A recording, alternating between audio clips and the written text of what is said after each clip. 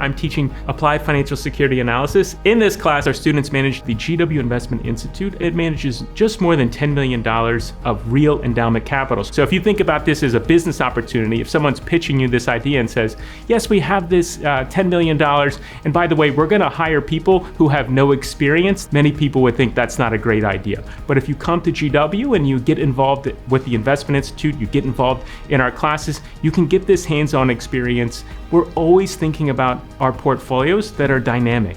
We own NVIDIA. NVIDIA today is not the same as it was last year, and it won't be the same company a year from now. So students always have to keep up with what's happening today and what they think is going to happen in the future. And it's their job to try to figure out what are the best opportunities out there in the market. And it culminates in a stock pitch that happens at the end of the semester where they have to convince 80% of their peers, the other portfolio managers in the class, their idea to get it into the portfolio. And our students have been very successful at doing that.